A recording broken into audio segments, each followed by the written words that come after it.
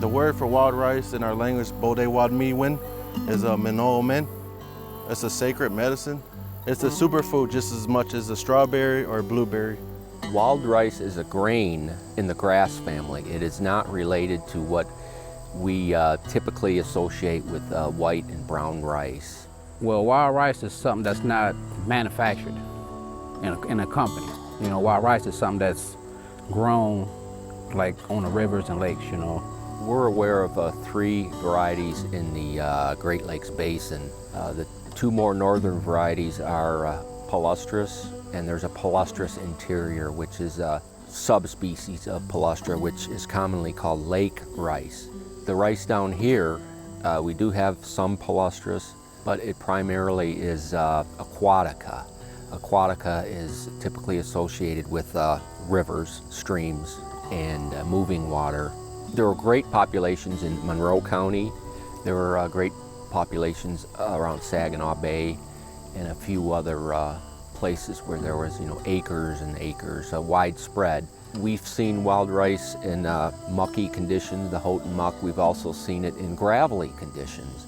So I think more important than the actual substrate are the nutrients it can extract from that substrate, and it would demand a certain depth of water, certain amount of moving water, and it would have to be clean water. You know, water's life, so the best place to grow rice is right there in the water.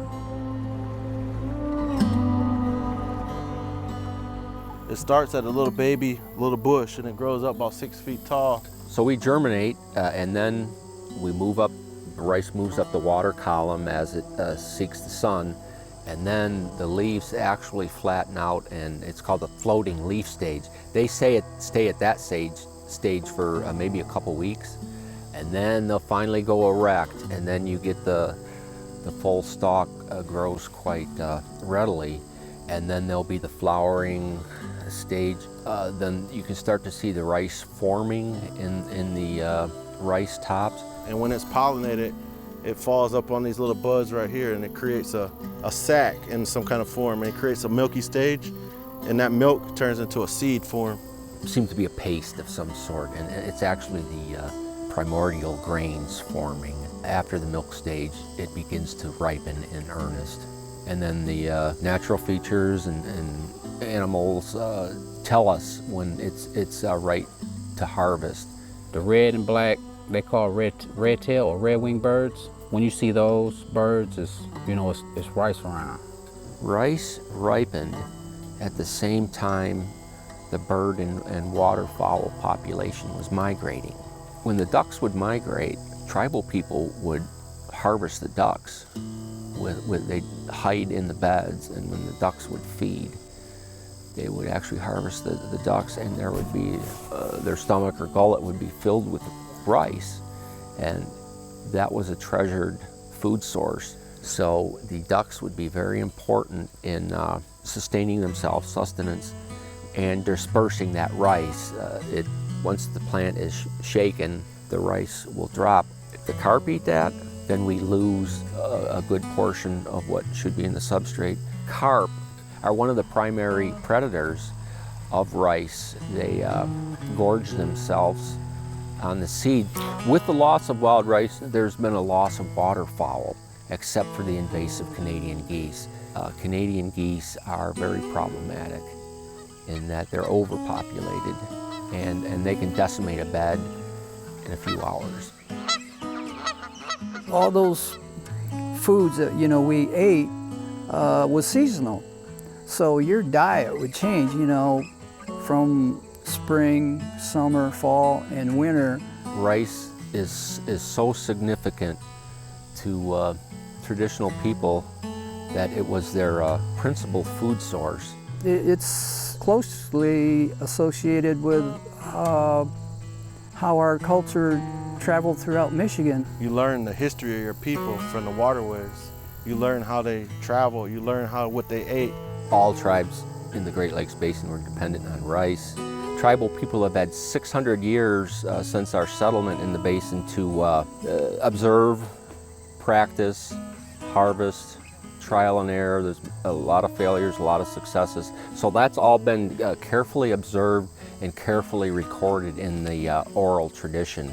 It's something that's part of our history, you know, from many years ago, and it's something that, you know, we continue to keep it going. Our goal is to rekindle our heritage, learning how to grow our sacred foods, squash, corn, tobacco, wild rice. And so we have to learn them, relearn them again, and pass it on. That's the main focus, is to revitalize it and bring it back. Use a little bit and then restore it.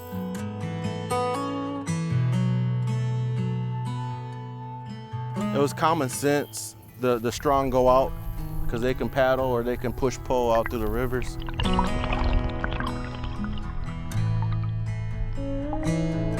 A lot of the women actually worked harder than the men. They all gathered the women to come out, they'll bundle some of these up and create a identification of where they were at. So basically, if you've seen this, a bundling of your Menomen, you know that that's that family or those people are there, that particular group. So the process, how we do it here in the Potawatomi country, we got our own little cheater stick. We call it Nottawaseppi stick, made out of red willow. But how we'll do it in the jimon, the canoe, we'll gather. We'll gently do it right. We don't want to destroy it because it's very fragile. So we just bring it over. And we'll be singing, of course, singing some honor songs for the rice, the spirit of this place. Bring it over and you'll see it falling. Our goal is to have some of that drop in the canoe. We do leave sufficient rice for next year's bed. It's not an exact science on harvesting, so much of the rice does go in the bed. And we'll be singing. Oh, chi miigwech, thank you. Chi miigwech, Menomen. Chi miigwech kishimdo. Chi miigwech and when maganadok. Oh, how igui in chi miigwech mijum. And then you bring it back, and then you do the processing where you separate the kernels, put it on the ground, you know, with some kind of a tarp or something, and then you walk on it to separate it, and then you cook it.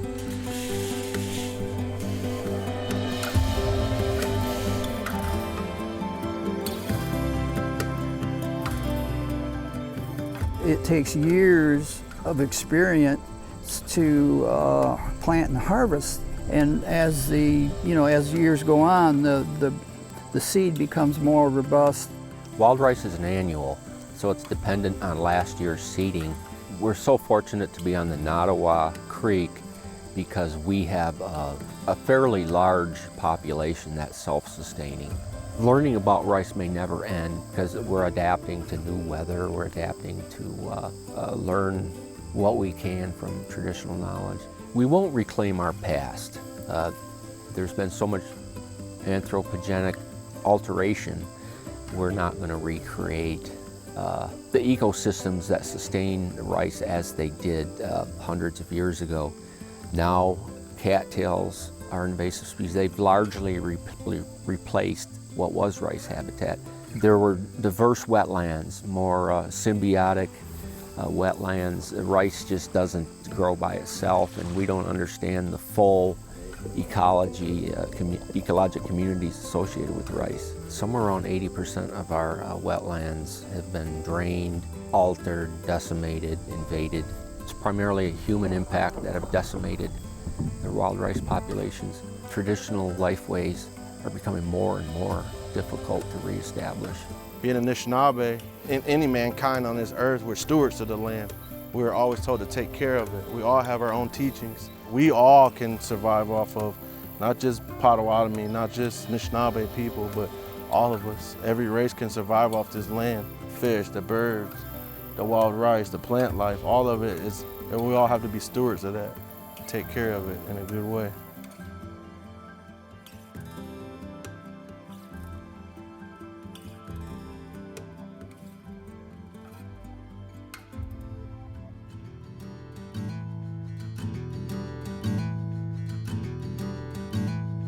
you.